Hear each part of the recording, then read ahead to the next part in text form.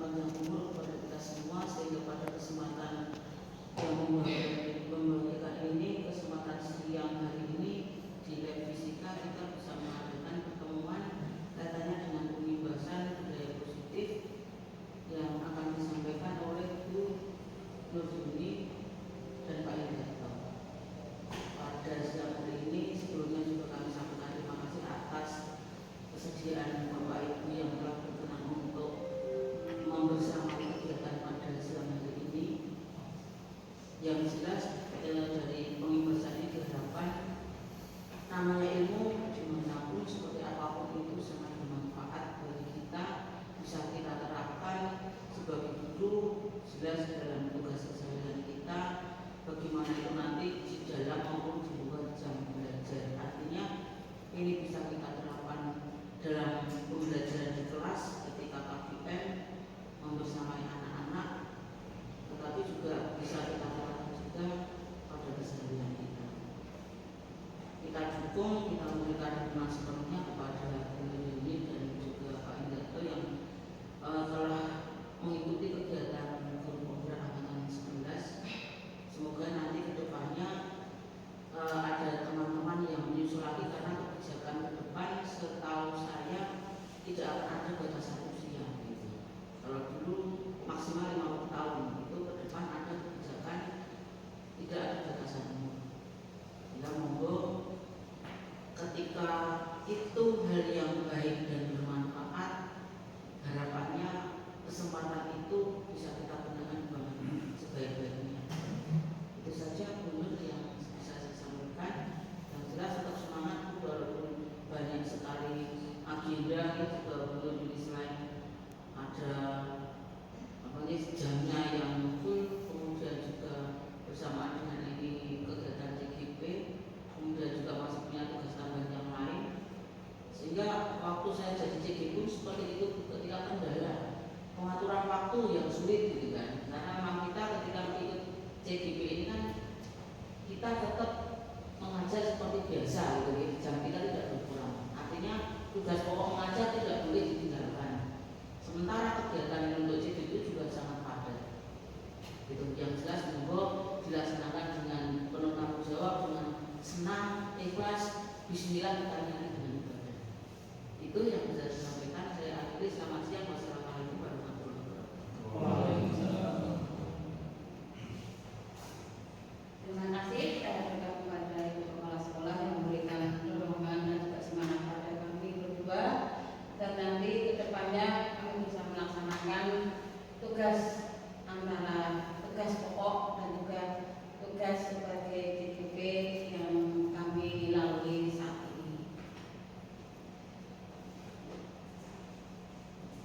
Untuk itu ini untuk yang budaya positif yang saya sampaikan di sini, mungkin nanti ada ini hanya sharing saja nih Bapak Ibu. Jadi ini kita hanya sharing saja berbagi pengalaman tentang budaya positif yang sudah kami dapatkan di pendidikan guru penggerak angkatan 11 ini.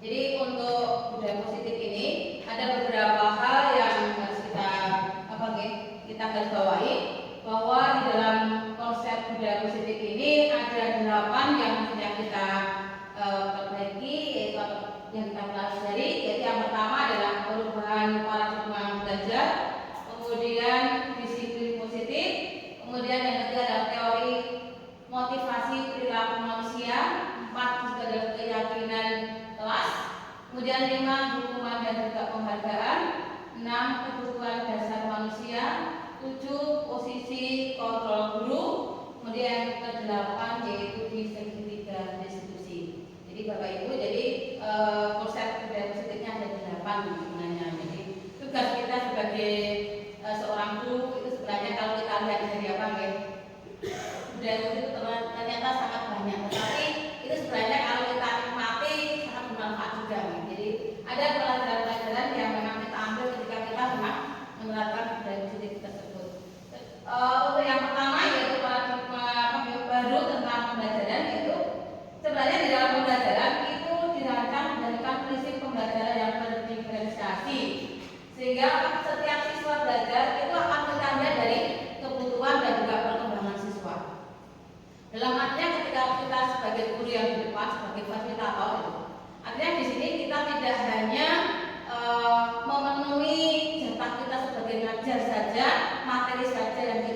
fokuskan, tetapi bagaimana kita harus mengerti apa yang dibutuhkan oleh siswa-siswa kita. Jadi kadang-kadang kita terlena dengan materi yang sangat banyak, gitu ya.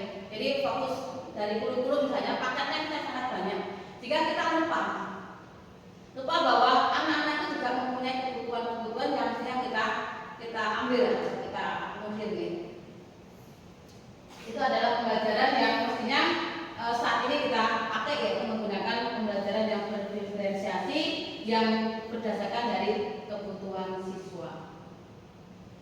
Kemudian untuk yang kedua yaitu teori yang disebut positif kedua.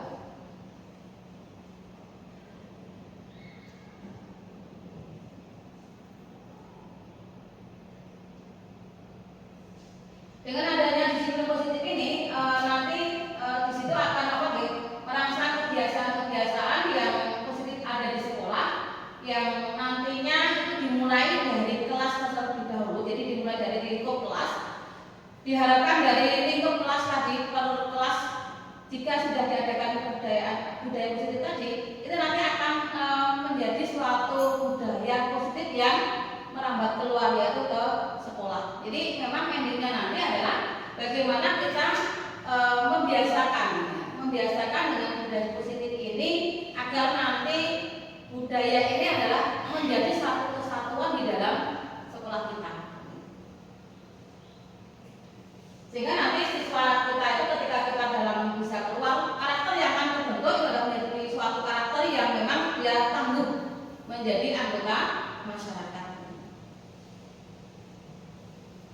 Kemudian dari motivasi perilaku manusia, sebenarnya kalau kita lihat ya, untuk menghindari, artinya ini tidak hanya siswa saja, kita yang di depan, bapak ibu guru, gitu kan, ataupun bahkan semua warga sekolah, sebenarnya yang namanya ketidaknyamanan itu kan semua orang akan menginginkan, jadi menginginkan sesuatu hal itu nyaman, termasuk siswa.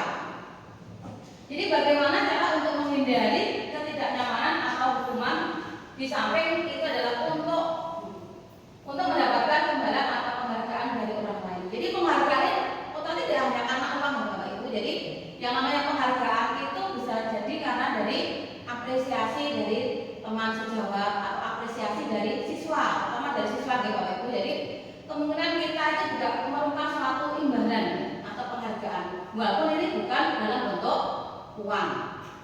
Tetapi imbalan yang kita dapatkan di sini adalah untuk memacu kita bagaimana cara nanti kita untuk bisa sebagai motivator yang di depan, sebagai teladan yang ada di depan untuk siswa-siswa kita.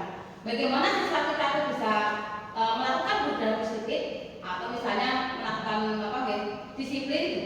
Kalau kita yang di depan saja tidak disiplin, jadi kita sebagai yang di depan mungkin sebagai contoh ataupun teladan agar nanti akhirnya ke siswa melihat dari contoh depan tadi, Bapak Ibu, sehingga nanti kalau kita dari perilaku manusia, kita bedakan dua sebenarnya. Itu ada perilaku yang intrinsik dan juga nanti yang ekstrinsik. Jadi sebenarnya yang kita munculkan mestinya dua motivasi yang ada itu banyak yang ke arah sebenarnya kalau ingin siswa kita itu ingin berhasil itu banyak dibangun dari motivasi yang ini ya. Jadi yang intrinsik. Untuk apa? Jadi kalau untuk yang intrinsik itu adalah nanti bisa menjadikan orang yang diinginkan menghargai diri sendiri dan juga nilai-nilai yang dipercayainya. Artinya dia akan memunculkan kemampuan yang sebenarnya ada di diri siswa tersebut. Nah, tugas kita bagaimana nanti caranya untuk memunculkan motivasi yang ada di dalam siswa. Yang mungkin sangat luar biasa Bapak Ibu kalau kita lihat dari anak-anak kita memang butuh dukungan secara intrinsik.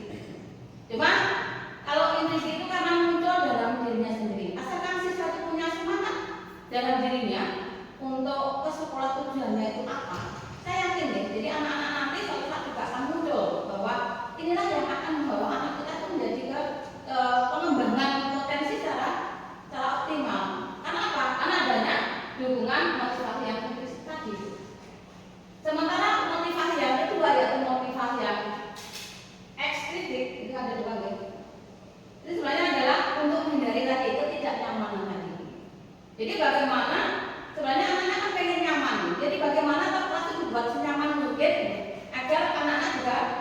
di dalam menerima pembelajaran.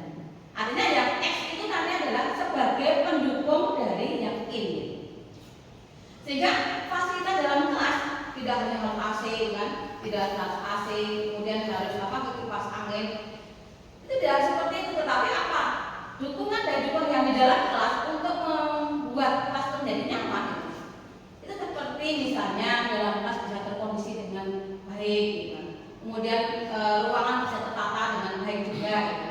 Artinya ada beberapa hal yang memang tidak harus menuntut fasilitas itu mewah, tetapi bagaimana menciptakan suatu kelas menjadi nyaman. Itu adalah motivasi yang akan mendukung dari siswa tersebut di dalam belajar. Selain tadi yang motivasi dalam diri sendiri. Kemudian yang selanjutnya yaitu nanti di kebutuhan dasar. Jadi kalau kita lihat dari pembelajaran tadi yang paradigma baru tadi, bahwa pembelajaran saat ini memang yang dibutuhkan tidak seperti mungkin waktu saya sendiri aja ketika saya belum masuk di ini pendidikan guru penggerak, saya menanya menurut itu harus sama seperti saya, pelakuannya menurut saya ya. Ternyata apa? Ternyata itu saya pemikiran saya itu salah. Sementara ketika saya menulis, ternyata anak itu harus kita lihat dari kebutuhan dasar yang dimiliki oleh anak tersebut. Jadi kalau anak itu ketika kita lihat ternyata anak-anak itu sebenarnya kalau kita ajak diskusi sebenarnya sesuatu yang kita gali dari anak-anak. Anak-anak punya punya pemikiran yang jauh yang mungkin sudah mereka ibaratnya endapkan karena apa? Mereka takut untuk mengutarakan. Nah, kemudian bagaimana cara kita agar bisa melihat bagaimana yang akan anak kemudian itu yang pertama, jadi kebutuhan dasar sebenarnya ada 5. Yang pertama tentang akan anak untuk bisa memenuhi kebutuhan bertahan hidup, yaitu misalnya makan. Kalau untuk rumah kita ya, pertama untuk makan dulu anak selesai. Kemudian yang kedua adalah itu dikasih sayang atau rasa diterima. Artinya apa? Ternyata di sini anak-anak mungkin ada beberapa anak yang menunjukkan sesuatu yang aneh. Anehnya apa? Yang memang meminta suatu perhatian kita. Dalam arti anak-anak itu sebenarnya butuh sesuatu yang ini yang nomor 2, butuh kasih sayang, butuh penghargaan dari orang lain, butuh diterima oleh orang lain. Sehingga apa? Kadang-kadang mereka membuat perilaku yang memang berbeda. Kemudian bagaimana kita akan mengakomodir dari kebutuhan anak tersebut. Itu yang nomor 2. Kemudian yang nomor 3. Jadi kadang-kadang anak kita itu kuku gitu kan. Artinya anak itu ternyata memanggil kita karena bagaimana cara kita tuh memberikan kasih sayang terhadap siswa-siswa kita tadi. Kemudian yang ketiga adalah penguasaan. Di sini untuk yang penguasaan ini adalah kebutuhan siswa terhadap kompetensi yang dimiliki oleh siswa. Bagaimana ketika siswa itu menunjukkan, oh ini saya bisa mengerjakan seperti ini. Jadi kita memberikan suatu apresiasi yang baik kepada siswa kita, sehingga itu nanti akan menjadi muncul di dalam dirinya. Contoh seperti contoh misalnya anak kita mengerjakan sesuatu tugas yang kemudian anak itu kita mau suruh ke depan. Ternyata apa? Dari tugas yang dikerjakan tadi ada sesuatu yang memang tidak pas. Tetapi mestinya kita agar penguasaan anak tersebut bisa kita hargai, kompetensinya bisa kita hargai, itu kita memberikan apresiasi yang tidak membuat mereka itu jatuh. Jadi itu adalah anak-anak itu saya yakin mereka juga butuh pengakuan bahwa saya itu bisa. Saya itu bisa melakukan ini, saya bisa melakukan itu. Contoh kemarin ketika kita melakukan hafal ya Bapak Ibu, ternyata anak kita itu luar biasa untuk menunjukkan bahwa sendiri loh bisa melakukan satu hal yang bisa menampilkan tampil yang luar biasa. Artinya apa? Mereka ingin, jadi tidak hanya kita di dalam masuk sekolah saja, mereka juga ingin menunjukkan bahwa saya tidak bisa. Jadi adanya siswa itu juga memerlukan pemenuhan dari penguasaan. Kemudian yang keempat yaitu kebebasan. Contoh kebebasan. Saat ketika ini terjadi satu kelompok misalnya, kadang-kadang anak-anak itu untuk menerima harus ini harus itu tidak. Karena anak mungkin cenderung saya mau bermain duluan. Artinya anak itu sebenarnya ingin senang. Jadi anak-anak 1, 2 orang itu anak-anak yang di dalam kan berbeda-beda ya kebutuhannya. ada yang pengen kesenangan saja, oh saya senangnya main HP aja. Lah main HP itu nanti kita buat suatu karya atau nanti project dari anak yang memang menggunakan Android, sehingga anak nanti kita akan bisa menyalurkan kesenangan dari anak tersebut. Karena memang kalau kita suatu membuat PPT yang pakai Canva, sementara anak tidak senang pakai Canva, nanti jadi tidak jalan. Karena anak sebenarnya menggunakan HP yang pakai Android bisa atau pakai yang video misalnya, kita fasilitasi. Kemudian yang kelima adalah untuk kebutuhan yang kelima adalah kebutuhan kesenangan tadi sudah, kebebasan sudah. Berarti ini tadi ada 5, jadi penguasaan kebutuhan di makan atau survival bertahan hidup, kemudian kasih sayang, kemudian kebutuhan penguasaan atau pengakuan kompetensi, kemudian kebutuhan kebebasan, dan yang kelima adalah kebutuhan kesenangan. Jadi ini adalah kebutuhan yang dimiliki oleh siswa. Jadi bagaimana cara nanti kita memberikan suatu pembelajaran yang sesuai dengan kebutuhan siswa. Kemudian kalau kita lihat dari posisi kontrol guru, jadi ini sebagai posisi kontrol guru kita punya ada 5 posisi. Jadi yang pertama yaitu sebagai pemhukum, kemudian yang kedua adalah pembuat merasa bersalah, kemudian ketiga adalah teman, 4 pemantau, dan terakhir itu adalah manajer. Bagaimana nanti kita sebagai di posisi pertama, yaitu di posisi pemhukum. Jadi kalau seorang ini posisi kita tadi sebagai pemhukum, itu nanti bisa kita lihat di cirinya. Contohnya adalah kita punya suara yang tinggi, jadi bahasa tubuh dengan makan sokot juga. Jadi sama model sendiri, itu adalah posisi kita harus sebagai pemhukum. Dan rata-rata itu termasuk saya sendiri, ketika menyelesaikan suatu permasalahan anak itu nanti posisinya baru yang jadi pemhukum. Mungkin di dalam pemhukum itu nanti hasilnya kita lihat nanti adalah murid itu menjadi marah, kemudian dia adalah menjadi pendendam, akan lebih agresif. Itu ketika kita sebagai seorang pemhukum. Jadi bagaimana nanti kemudian yang kedua yaitu nanti sebagai pembuat merasa bersalah. Jadi kalau pembuat merasa bersalah ini punya nada yang lebih lembut dibanding yang pertama. Jadi ini lebih lembut, kemudian dekat dengan anak atau merapat dengan anak. Tetapi di sini nanti hasil yang diperoleh ini adalah murid ini akan merasa bersalah terhadap yang sudah dilakukan. Jadi ibaratnya kalau suatu siswa itu melakukan suatu aturan, maka kata-kata nanti kita coba kita lihat deh Bapak Ibu. Jadi nanti kita lihat ketika kita ada suatu permasalahan, kita tuh di posisi mana sebagai pemhukum gitu. Yang tadi dengan nada keras kan, sini apa yang kamu lakukan apa tidak ya, sambil melompat tuh kan, kemudian sambil pakai tunjuk-tunjuk gitu. Ini kita harus sebagai pemhukum saja. Kemudian yang kedua adalah membuat proses bersalah. Artinya apa? Di sini kita dengan nadanya lebih lembut gitu kan. Kemudian judulnya adalah lebih dekat ke anak dengan kata-kata yang lebih lembut gitu kan. Maka nanti hasil yang akan diperoleh adalah anak itu akan merasa bersalah terhadap apa? Terhadap apa yang dilakukan. Artinya anak itu akan merasa oh ternyata saya itu merugikan oleh bapak ibu guru, kemudian merugikan orang tua gitu. Jadi dia dibuat dengan merasa bersalah. Itu yang nomor 2. Kemudian nomor 3 yaitu sebagai teman. Ini hampir sama dengan yang nomor 2, merasa bersalah. Ini juga dengan suara yang lama, akrab dan juga bercanda dengan bahasa tubuh yang misalnya menampakkan anak jejeri ada permasalahan apa gitu. Tetapi di sini ada satu kelemahan yaitu nanti karena kita sebagai teman anak, mungkin kita akan lebih akrab dengan anak. Itu dampaknya positif nih. Jadi kita akan dekat dengan anak sehingga sesuatu yang ada simpanan anak tadi, pikiran simpanan dari anak tadi bukan keluar. Jadi sesuatu yang dipikiran anak ketika dia tidak bisa ngomong, ketika kita menjadi teman anak itu akan bisa keluar. Sehingga nanti permasalahan bisa akan kita gali. Kalau kita gali berarti nanti bisa kita selesaikan. Kemudian yang selanjutnya yaitu sebagai pemantau. Jadi sebagai pemantau di sini adalah Bapak Ibu guru nanti hanya sebagai pengawas.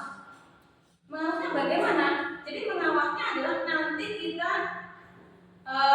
hanya melihat peraturan dan juga konsekuensi dari peraturan tersebut. Artinya di sini kita tidak nyanyangan dan tidak nyanyangan kalau pemantau. Jadi kita hanya salah dan juga benar pada tata tertibnya. Itu sebagai pemantau. Sementara yang terakhir yaitu nanti sebagai manajer. Di dalam manajer ini nanti kita akan melihat beberapa permasalahan. Jadi di dalam manajer itu nanti kita bisa sebagai teman, bisa sebagai pemantau, dan juga bisa sebagai pembuat merasa masalah. Jadi di dalam manajer ini nanti Bapak Ibu nanti kita diharapkan sebagai seorang manajer di dalam penyelesaian masalah. Jadi tidak hanya sebagai pengunjung saja. Saya pikir kalau saya sendiri sebagai guru mungkin saat ini ya kemarin itu saya banyak merasa ke arah hukum. Jadi awalnya saya juga sering hukum karena saya selalu melakukan ini salah itu salah. Harusnya seperti ini. Artinya apa? Kita belum bisa melihat jangannya anak kenapa. Itulah yang kemarin kita pelajari ternyata luar biasa sekali ya Pak ini ya. Ternyata ada materi-materi yang memang membuat kita mengerti bahasa anak kita. Dan bagaimana ketika kita itu bagaimana ketika saat kemarin kita melihat diri saya sendiri hanya sebagai penghukum, kemudian hanya sebagai merasa bersalah saja, membuat merasa bersalah, dan belum memposisikan sebagai seorang manajer. Di dalam manajer ini, anak yang sudah merasa bersalah ini tidak boleh kita keluarkan dari suatu lingkungan. Bagaimana seorang manajer itu nanti akan mengembalikan anak tersebut ke dalam hal yang baik, mengajak ke hal yang baik, mengembalikan ke dalam kelompok kelasnya. Itu adalah ketika kita menggunakan budaya positif yang teori kontrol posisi guru. Jadi bagaimana nanti posisi kontrol guru ini yang mestinya kita gunakan secara terus-menerus agar nanti siswa itu betul-betul kita dampingi. Kadang-kadang ketika ada suatu permasalahan yang lain, jadi banyak juga yang baru menggunakan di posisi 1 dan juga posisi 2 di dalam posisi kontrol. Kemudian di dalam 5 posisi tadi, mestinya ketika kita di dalam ngajar sebelum melakukan pembelajaran, kita punya yang namanya kesepakatan kelas atau biasanya kita namakan dengan keyakinan kelas. Jadi Bapak Ibu ketika masuk di dalam kelas itu mestinya ya, ternyata di dalam kelas itu anak-anak itu punya sekali banyak kegiatan yang memang diminta. Di anak-anak kemarin ketika saya membuat suatu keyakinan kelas, jadi keyakinan kelas itu memang bersumber dari apa? Jadi keyakinan kelas itu sebaiknya adalah bersumber dari kebutuhan siswa tersebut. Misalnya di dalam kelas ada 36 siswa, ada 36 siswa. Berarti otomatis kita harus bisa mengakomodir dari 36 siswa keinginan tadi. Dan kalimat yang dipakai di dalam keyakinan kelas adalah kalimat yang universal dan juga positif. Yang jelas itu juga mudah diingat oleh siswa. Dan bagaimana ketika kita membuat keyakinan kelas itu agar diingat oleh siswa? Setiap saat ketika kita mengajar, kita bacakan atau kita tanyakan. Bagaimana kita tanyakan? Kalau saya itu kalau mengajar saya tanyakan kemarin itu kesepakatan kelas kita apa itu? Nanti akan dibuka lagi. Sehingga kalau kita kembalikan ke posisi semula. Jadi di dalam kemarin saya juga melakukan kesepakatan kelas itu. Pada awalnya kesepakatan kelas itu hanya beberapa siswa yang saya tampung di depan. Ternyata kemarin saya lihat ternyata ada beberapa yang memang ada keinginan yang belum saya muncul di depan. Kemudian saya mencoba untuk kita cek ulang kesepakatan kelas kita agar nanti anak-anak itu ternyata semuanya punya pemikiran. Saya inginnya seperti ini. Ternyata kemarin saya di dalam satu kelas tertentu ada 35 siswa, ternyata siswa tersebut penuh. Ternyata siswa A, B, C, D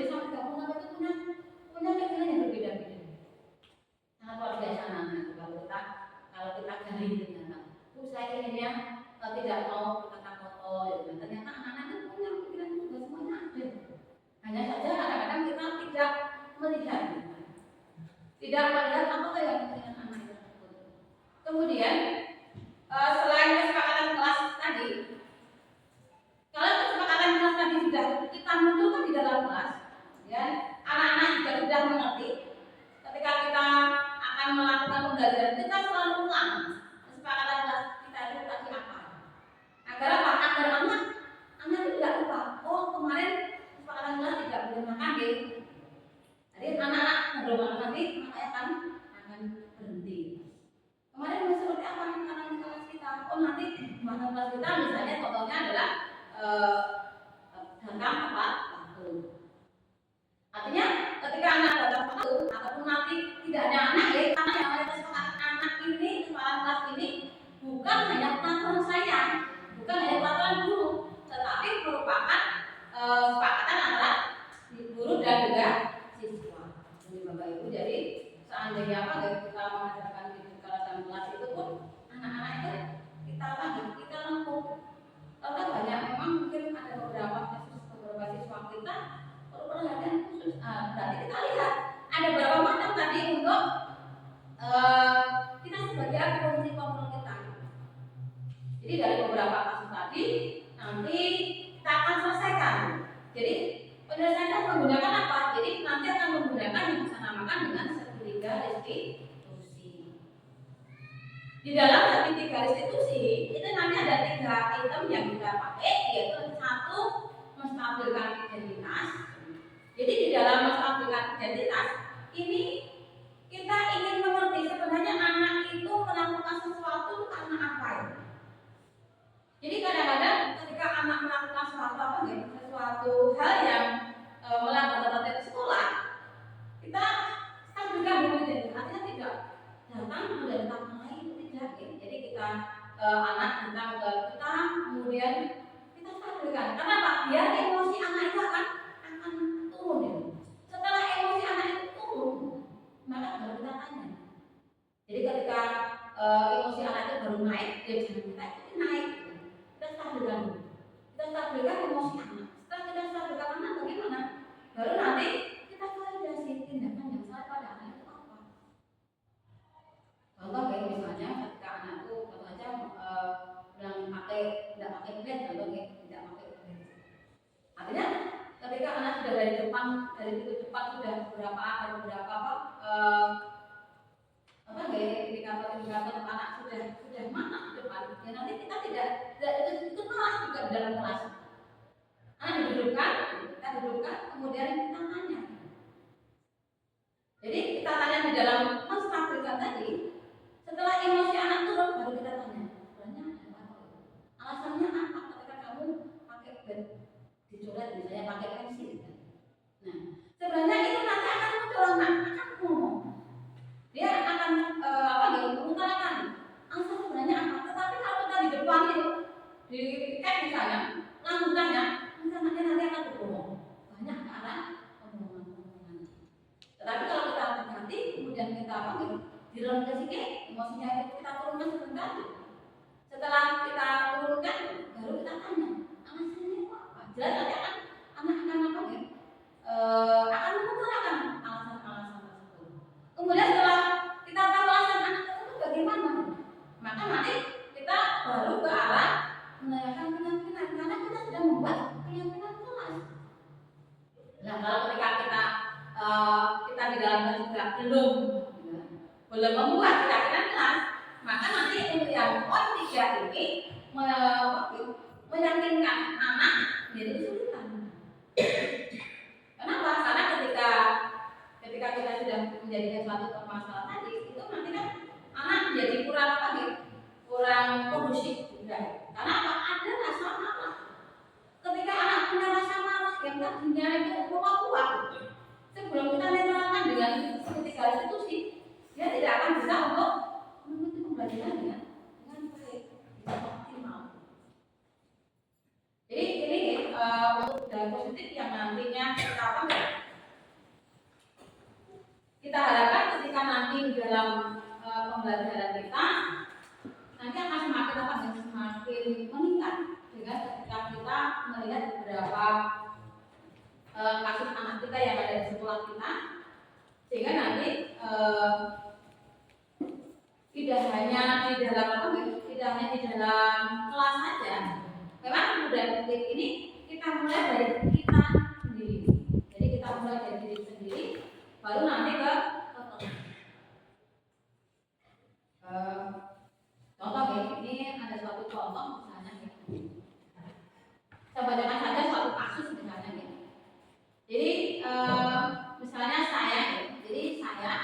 wali kelas, misalnya 12 IPA 1, pada saat jam istirahat siang, kalau ada di jam istirahat siang, anak-anak itu tidak segera ke masjid.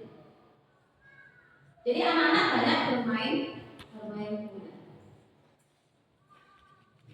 Kemudian saya sebagai wali kelas, mestinya saya juga akan mengambil anak tersebut dan jadi ketika saya bertanya dengan siswa yang tadinya naik ke permainan bal, artinya itu ada jam istirahat untuk melakukan sholat. Anak-anak sebelum kita tanya nanti akan cenderung untuk bermain bola. Jadi ini kasus yang sering ada nih Bapak Ibu. Jadi kasus sering ada yang di luar itu ketika jam istirahat siang dan harusnya itu kita adalah sesinya istirahat untuk sholat setelah berjamaah. Ternyata anak-anak itu di 12 IPA 1 ada yang di luar untuk sepak bola. Seandainya kita sebagai kita guru, langkah apa yang pertama kita lakukan? Contoh satu contoh aja. Itu pertama, Pak ini langsung turun ke lapangan. Nah, contohnya Pak ini tadi sudah mengatakan itu sholat. Yang ditunjukkan oleh Pak Indarto itu posisi kontrol itu yang mana? Contoh kita yang mana? Jadi posisi kontrol kita tadi Pak ini langsung masuk ke lapangan, bukan? Ayo sholat. Sambil kalau menunjuk siswa ya. Jadi sambil dengan menunjuk siswa, sambil dengan agak marah gitu kan? Ya agak marah karena yang memang berhubungan dengan ibadah, agak marah. Kira-kira itu Bapak Ibu, ribuan itu posisi kita. Posisi kita dari posisi kontrol apa itu? Kenapa kok? Adalah posisi kita harus di posisi penghukum. Karena dengan keras. Memang di posisi penghukum ini sering kita itu sebagai ya rata-rata kita sendiri kita sadari. Karena kalau kita kembali ke diri kita, ternyata saya itu baru guru deh sebagai penghukum saja. Nah bagaimana nanti kita turunkan sebagai misalnya atau membuat merasa bersalah. Tadi Pak sudah mengatakan itu harus masuk ke rumah pakai tunjuk-tunjuk ya. Jadi langsung masuk ke lapangan, kan? Masuk ke lapangan, kemudian menunjuk siswa ambil malah itu. Terus Pak baru sebagai posisi penghukum. Kemudian ada data lagi misalnya selain apa? Sebagai penghukum. Contoh penanganannya apa? Siswa yang tadi. Ini yang sering kita alami sendiri ya. Jadi sering kita di lapangan anak-anak itu sering sekali jam istirahat memang digunakan untuk masuk nanti enggak saya mari buka suara. Apa ini? Misalnya ini nanti saya kali kelas ya. Jadi saya ayo ke dorong Pak, saya segera ke masjid. Nanti saya dimarahin kepala sekolah, kamu sakit. Enggak kasihan kok. Itu nanti kita sebagai posisi yang kedua. Jadi nanti posisinya kita menjadi turun. Jadi posisi sebagai pembuat rasa bersalah. Jadi kita posisikan anak itu apa yang sangat kasihan ya Bro. Setiap kita melakukan kesalahan tapi belum yang kena marah kepala sekolah ya. Itu posisi kita. Kadang-kadang kita posisi itu ya di penghukum dan juga di pembuat rasa bersalah. Kemudian kapan ketika kita itu menjadi seorang teman untuk anak-anak. Contoh Bapak ketika kita menjadi seorang teman bagaimana? Kira-kira. Nah saya itu ketika anak di situ saya lihat jam. Ini ketika masih lama anak-anak nggak bakal mau ngeliatin sholat main bola. Sehingga sekarang itu memang saya cenderung ketika sholat itu paling di 12-20 itu saya baru masjid. Karena paling tidak ketika nanti sudah 30 menit itu anak itu terus belum saya suruh balik ini tak jaluk dan terusnya akhirnya bisa saya giring.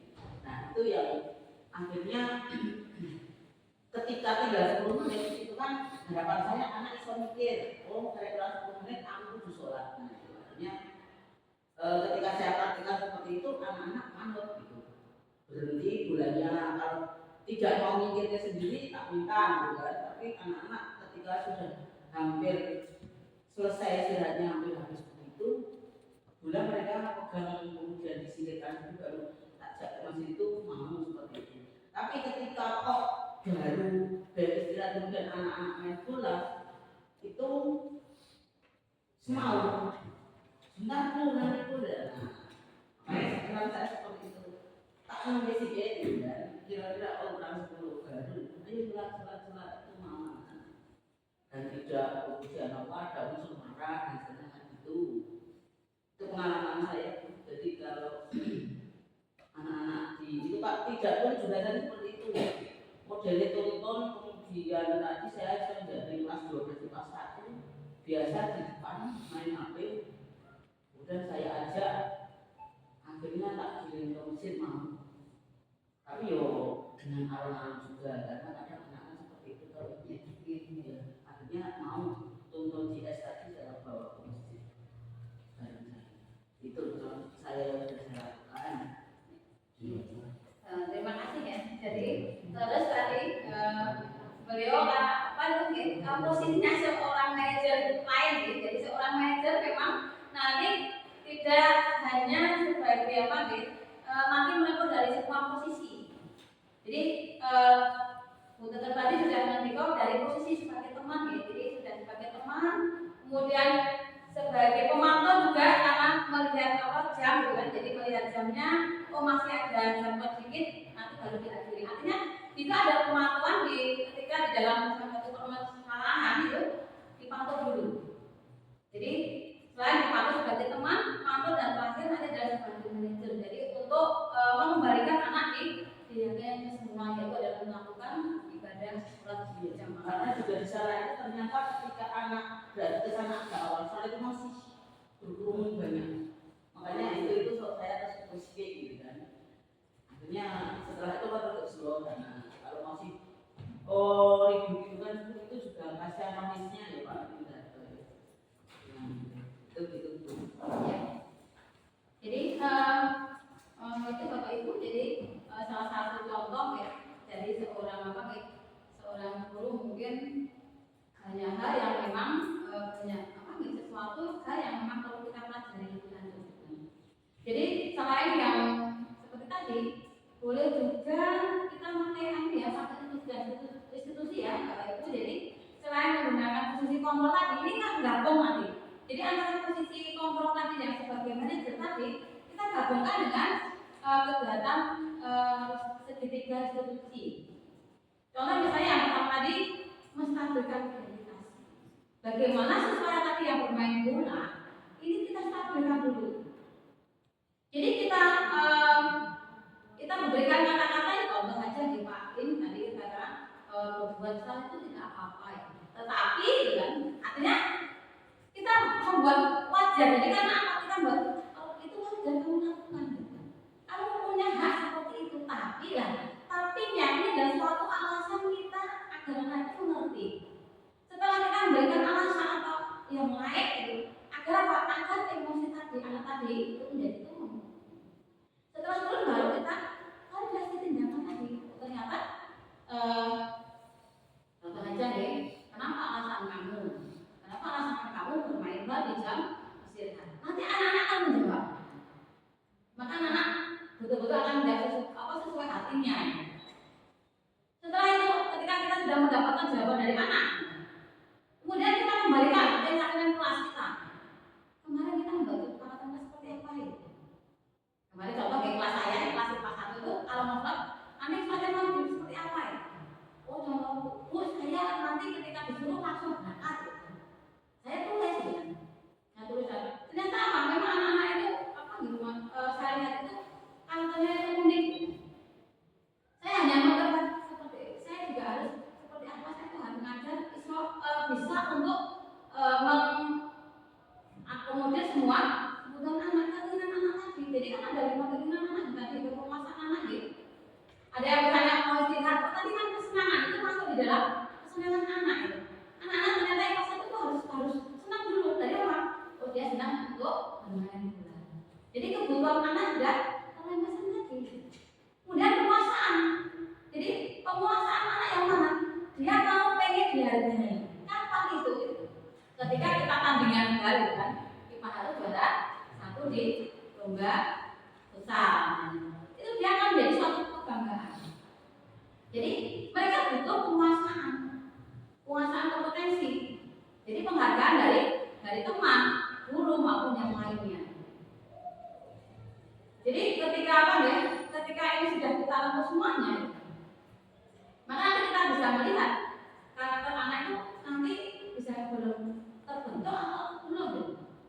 Ketika seandainya kita ambil pahit saja, seandainya sudah kita membuatkan sebagai pemasaran sudah, kemudian anak, bagaimana agar kondisi anak ini bisa konsisten dari hari ke hari. Kira-kira bagaimana Bapak Ibu?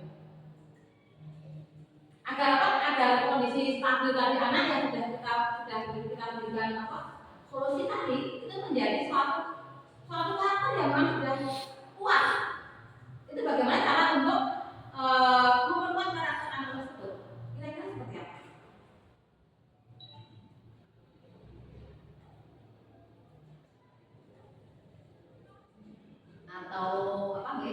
Atau kita dampingi gitu kan? Karena mungkin di dalam 1-2 hari masih ya.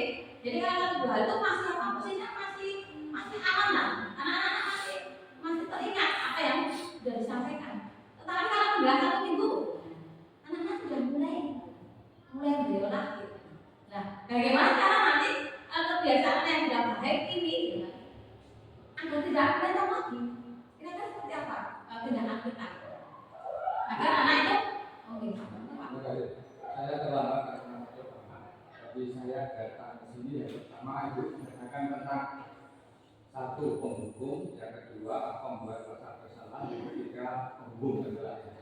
Nah, terus kami tadi ditekankan di keduanya itu di pembuat rasa bersalah, dicontohkan kasus anak yang sepak bola, terus dikasih terapi, seperti begini tadi, di sini. Apakah nanti tidak kasihan kalau saya jangan itu menurut saya, ini saya punya cara yang baik. Nanti kita sampaikan atau kita lakukan. Kalau dikasih secara seperti itu, nanti akhirnya seperti itu bertanya begini. Setelah berjalan sekian lama, sekian hari, terus bagaimana melaksanakannya? Karena di situ pembuatnya tenang itu karena juga takutnya paling keras dimarahi kepala sekolah. Yang saya tanyakan seandainya hari itu kepala sekolah 3 hari menampakkan, mudah-mudahan ngerti. Wah, aku udah dimarahi kepala sekolah, kurang andul kepala sekolah itu menampakkan kok. Misalnya gitu. Makanya saya tadi kalau saya membuat kata bersalah itu bukan bersalah pada kata-kata institusi atau guru atau kepala sekolah, tapi karena itu tadi yang dikatakan dalam saat ibadah, maka pembuat rasa kesalahan itu bersalah pada Tuhan. Misalnya ini diterangkan kalau kamu kan sudah dewasa, sudah pakai yang namanya sholat itu kewajiban ditinggalkan kamu bukan dosa. Nah kalau itu diterangkan di dalam suatu atau terangkan berbeda anak, makanya dia masalah itu bukan karena kalau di bawahnya bukan karena masalahnya, tapi takut sama Tuhan. Itu kalau sudah merubah perangkat ketiga suara di anak, maka pun dia akan malunya pada saat dia serahkan begitu. Jadi misalnya dibuka pola sebagai anak supaya dia benar-benar mengerjakan kewajibannya, bukan karena ketakutannya. Saya kira itu. Ya, terima kasih Pak Kup atas pendapatnya. Sebenarnya boleh Pak, jadi itu Bapak posisinya bukan di membuat rasa bersalah ya Pak, tetapi Bapak memposisikan guru sebagai yang teman Pak. Jadi kita memberikan dirangkul anaknya, kita berikan pemahaman, itu posisi Pak Teguh baru sebagai teman. Jadi memang ada 5 Pak Teguh di sini, memang ada 5. Jadi mungkin Pak Teguh sudah jadi teman untuk anak-anak ya, karena sudah menguatkan dari segi agama. Jadi anak nanti kita posisinya sebenarnya bukan ke teman, tetapi sebenarnya kita sebaiknya kita di posisi manajer Pak. Betul Bapak seperti tadi nanti sebagai teman, karena di posisi manajer nanti akan melakukan semuanya Pak. Jadi bisa sebagai pemantau, bisa sebagai teman, tapi yang 1 dan 2 tidak ya Bapak Ibu. Jadi yang sebagai penghukum dan juga merasa bisa membuat masalah tidak. Jadi nanti yang sebagai manajer itu hanya menggunakan sebagai teman, kemudian sebagai pemantau yang sebagai pengawas itu, dan ini nampaknya adalah mengembalikan ke semula sebagai kelompoknya tadi yaitu bisa mengajak siswa kembali sholat berjamaah. Jadi Pak Teguh bagus, terima kasih nih untuk masukannya. Jadi posisi kita nanti sebagai teman. Jadi memang mungkin teman ini buat anak mungkin nyaman di Bapak Ibu. Jadi kalau secara kita anggap sebagai teman nyaman. Tetapi dampaknya negatifnya mungkin tidak ada Bapak Ibu. Kalau kita anggap sebagai teman itu enggak muncul. Nah, Bapak Ibu kita kalau misalnya sebagai teman akan seperti apa anak-anak itu?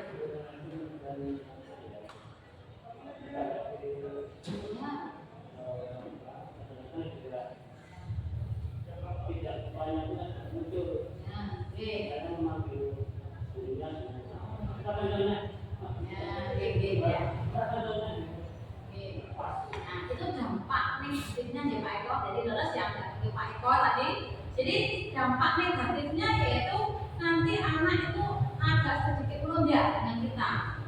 Jadi posisi teman itu baik, positif itu, tetapi dampak negatifnya juga perlu kita antisipasi juga. Bagaimana anak agar tidak menjadi melonjak ke kita.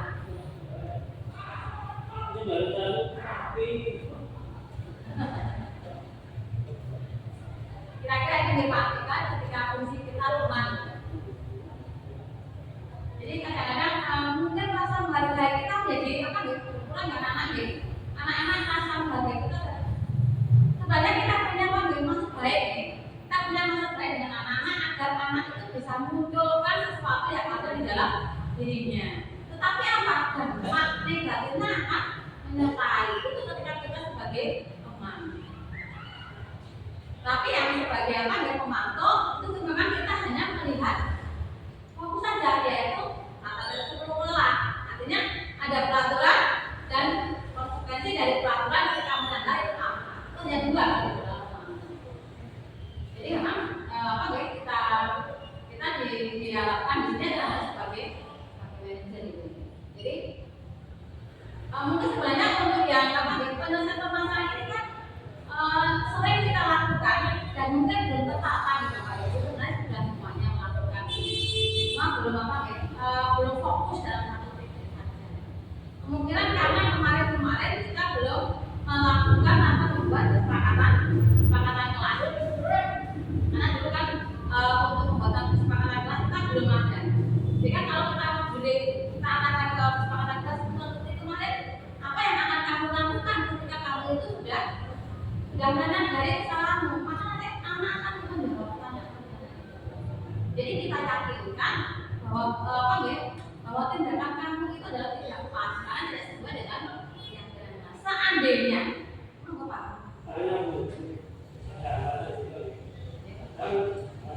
Saya mengarahkan tidak bulan, anak itu kadang sendiri dan punya sendiri. Kita harus sepakat untuk dulu pernah bahwa namanya ada bunga, ternyata bunga itu juga tidak ada identitasnya, apakah itu juga sekolah atau juga seperti pada itu ya mau kita nanti ya poli yang siapa dan rakyat sendiri kan bisa ada kesempatan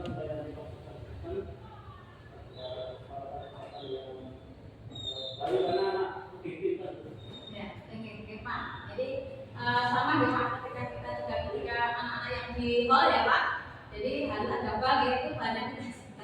Jadi mungkin ibaratnya kita itu dengan anak mau posisikan kita seperti apa tadi sebenarnya agar anak-anak itu juga tidak kita sekat gitu kan. Karena tadi kita tahu ada 5 kalau dikelola dasar anak tadi kan. Nah, kebutuhan dasar anak tadi yang fungsinya kita akomodir dulu Pak. Jadi anak ini senangnya nanti bermain. Nah, contoh bermain. Kalau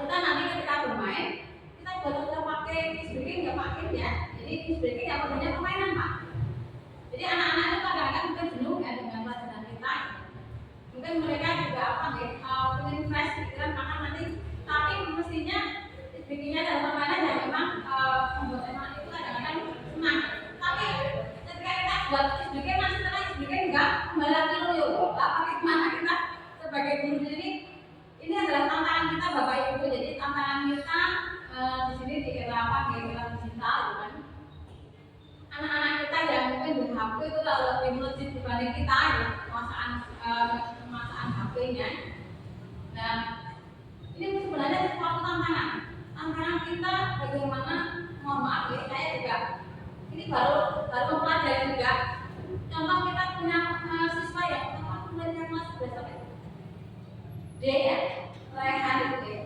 Tapi mohon maaf karena saya kan tidak ngajar lagi gitu kan. Kemarin sempat masuk di dalam kelas saya dan tidak sopan. Kemudian saya tarik ke dalam, saya tanya. Jadi memang apa dia mungkin Rehan itu punya sesuatu yang mungkin belum kita ketahui ya. Jadi bahwa itu kalau Rehan, saya bingungnya ada sesuatu apa yang belum dipenuhi. Dari 5 tadi ada berapa macam yang belum dipenuhi. Rehan butuh kasih sayang. Atau dia kalau butuh makan kita ya Bapak Ibu, kalau nggak salah ketika kita butuh makan, saya yakin Bapak Ibu itu bisa ya. Oh silakan Mas Mbak, nanti dulu makan. Udah selesai ya, juga makan enggak kita penuhi. Tetapi yang kebetulan tadi ada kasih sayang, kan? Kasih sayang, kemudian penghargaan, kemudian ada juga ada kasih sayang, penghargaan, kemudian penghargaan sampai yang kuasaan, kesenangan gitu ya. Jadi anak-anak tadi ini kita fasilitasi seperti ini hal itu, saya masih bingung juga apa yang harus dia penuhi. Apa dia butuh kasih sayang? Apa dia butuh penguasaan? Apa dia butuh penghargaan dari jadi ini nih Bapak Ibu untuk khususnya di wali kelas gitu. Jadi sebenarnya yang memang dekat itu adalah Bapak Ibu guru yang pengampu dan juga di wali kelas. Jadi bagaimana nanti menyelesaikan permasalahan-permasalahan yang menurut saya yakin di Bapak Ibu. Yang namanya masalah anak itu banyak sekali. Ya banyak sekali. Mungkin kalau satu hari kerja ini tidak akan habis. Mungkin di 12 Pak satu aja si A si B itu sekarang banyak sekali permasalahannya. Dan memang anak-anak itu cenderung lebih pintar dengan musik. Jadi contoh yang kayak dikasih gambar kayak image apa itu pensi gitu kan.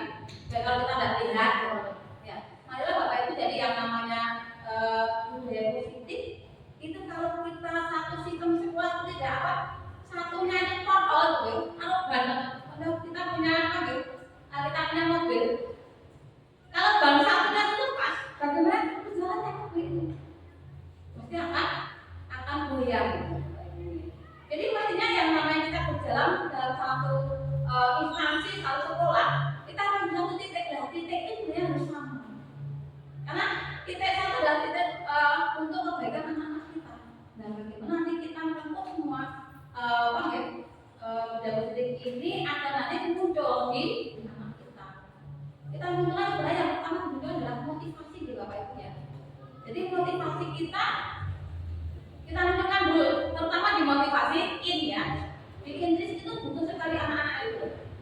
Tetapi bagaimana ya? Karena motivasi ini itu tidak bisa kita gitu. Jadi kita hanya sebagai fasilitator saja, memberikan dukungan saja ke anak. Tetapi yang ada di dalam hati anak-anak itu anak sendiri yang bisa menguasai, yang memunculkan dia sendiri. Karena apa? Satu sebenarnya anak itu cita-cita anak itu yang perlu kita gali. Kalau ternyata anak yang sudah kita ketahui, potensinya juga sudah kita ketahui, maka kita sebagai guru yang di depan itu bisa untuk mengarahkan anak menuju ke suatu titik, yaitu nanti investasi di belakang. Entah dia mau kerja, entah mau ke jenjang yang lebih tinggi. Tetapi dengan anak-anak yang memang betul-betul usaha keras, saya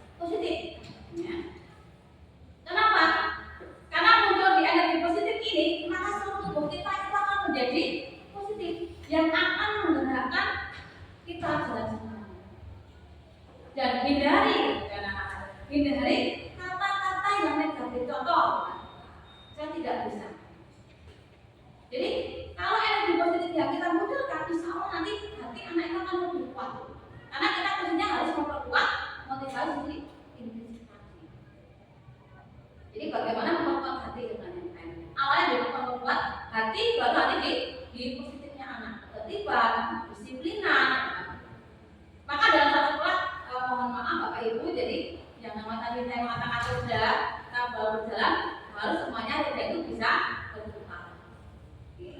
Jadi jangan sampai nanti satunya lepas untuk pernya atau bautnya lepas, maka kita tidak akan bisa berjalan maksimal, tidak akan bisa mendampingi secara maksimal. Jadi dengan adanya budaya positif ini, sedikit demi sedikit kita tanamkan ke anak agar anak itu punya karakter yang lebih baik, agar apa? Agar bisa meraih satu tujuan, yaitu nanti sukses. Kan?